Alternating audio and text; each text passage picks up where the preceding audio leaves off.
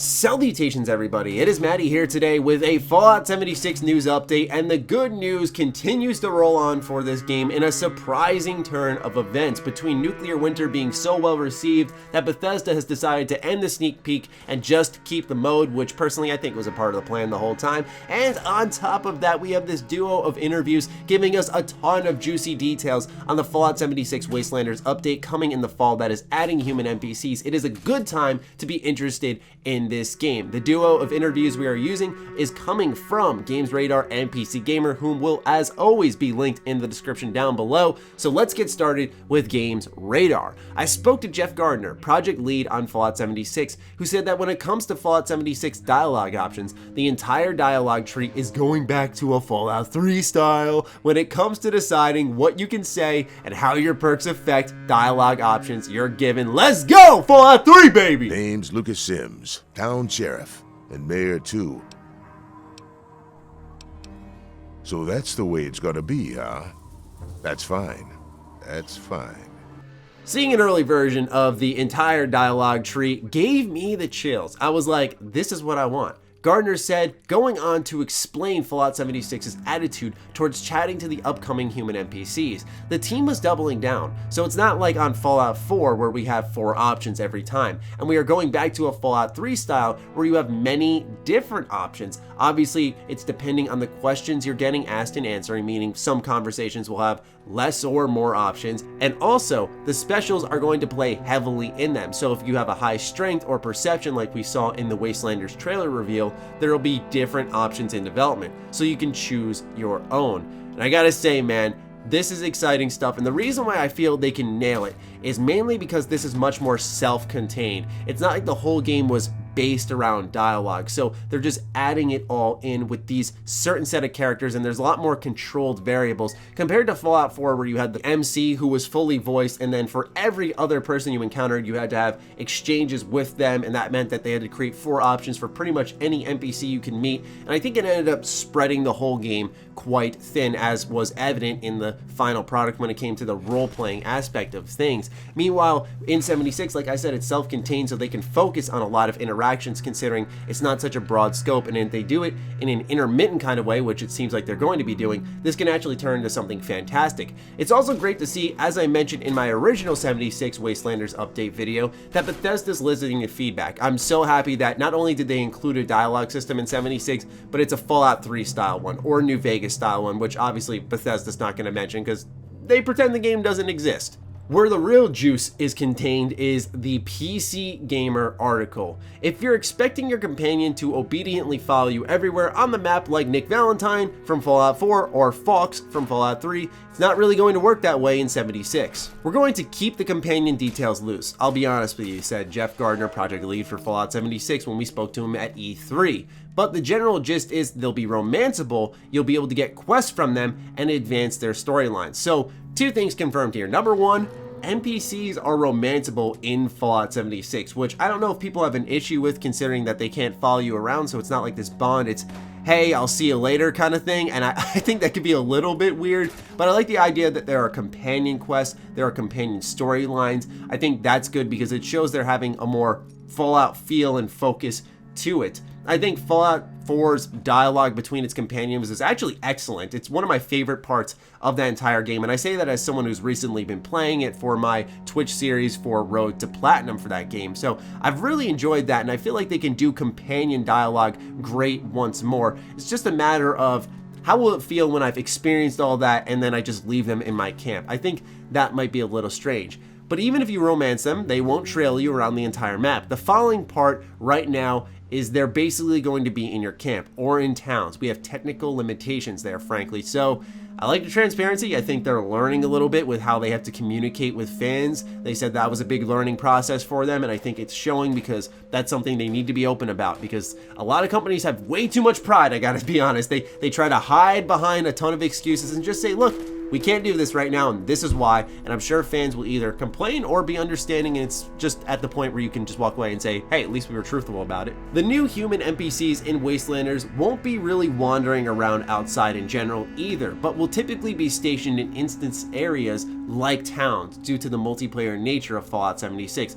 Obviously, if I kill an NPC in the game, other people need to be able to interact with that NPC, said Gardner, so they will be in closed areas, frankly, and other areas where we control the environment better than the exterior, which I think is smart because in Fallout 76, for example, these enemies will just sneak up on you. You'll have a Scorch Beast flying out of nowhere and attack you, and if I'm trying to have a conversation with an NPC, yeah, in a single-player, self-contained world, that can work just fine, and it'll be a hilarious dynamic moment, but in a multiplayer game where things can break and fall apart, I'd rather them create a building where these NPCs can be tucked away, there's nothing in the world that's going to bother us, and I can just have my conversation and let that be the focal point. I think in this type of game, that's something that actually makes sense. It may feel a little MMO-ish, and that's because it is. That's sort of what MMOs do, but I feel like they're going to make these NPCs essential because he's talking about if I kill an NPC in the game, and I don't think we're going to be able to kill all of them, but maybe that's hinting at something in the future because he's mentioning the possibility of it, but I don't know how that would impact other players, so I don't want to read too much into that because it seems unfeasible that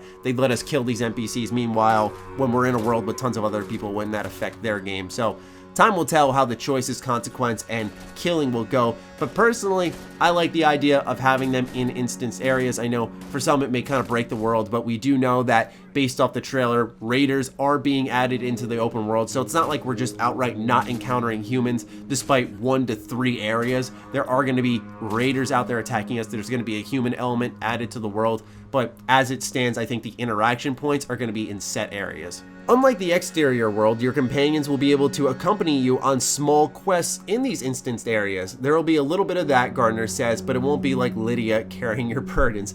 So there is a little bit of give and take here. We don't get to carry them all over the world, but I think during those companion quests that we were talking about earlier, those moments where we're trying to build a relationship with the character, we're able to go on quests, for example, in a vault, in a cave, and I think that's good. I think that in its own right can help once again improve the game, because if they're just these quest givers essentially, and all you do is talk to them, they give you a quest, you go from point A to point B, and you come back and talk to them, that's all they end up being, right? But if you're interacting with them, doing the quest with them, building a relationship with them, these are all little key notes that let you build into something with this person in game. I'm not looking for the deepest relationships in 76, I'm going to be honest, because I'm not frankly expecting that, but if they can build something strong, something enjoyable, and something intriguing, I think these are the ways they can certainly do so. Gardner wouldn't say if companions could be leveled up or if you'd be able to give them your gear. We're working those out right now, he said, but companions will approve or disapprove of the actions you take as in earlier Fallout games.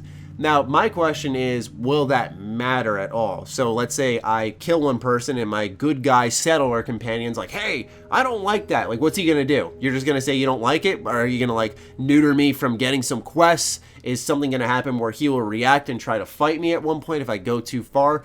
What happens in that realm? I do wonder. Also, in the terms of gearing out your companions, I wonder if this boils down to sort of the same issue that 76 had when it first launched with inventory, where it was 400 pounds worth of items in your stash that could be held, and a lot of people got very upset at that because there was a data limit on the game, and I wonder if there is something that's limiting the title as well in the terms of being able to kit out someone, and when you load into that game, they're loading in all of your gear and then your companion's gear, and how that would work with someone else who has a similar companion, because with a limited amount of companions, what can you do? I also wonder, if you can't take them anywhere and you can only do quests in instant areas, what is the point of gearing them out, right? I don't think that's going to be an option in this DLC, I'm going to be honest with you guys, because why would I want to kit someone out just to stand there in an area that I might go to a handful of times for a quest line and then just call it a day and then go do what I normally do in 76?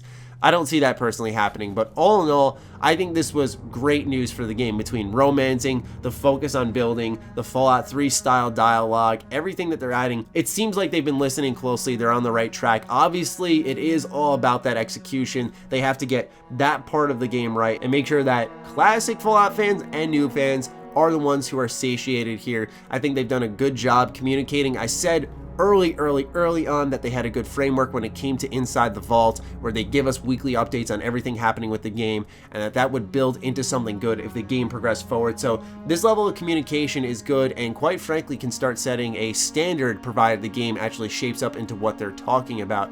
I do wonder how many quests there are going to be, how many NPCs there'll be, how many companions there'll even be. Is it going to be like one per faction? Because that might be good. While it's a smaller quantity, it can at least give us a lot more quality and focus on each character. I don't want 40 companions and all of them to be I'd rather just have 2 and let them be a big focus and a big part of the game.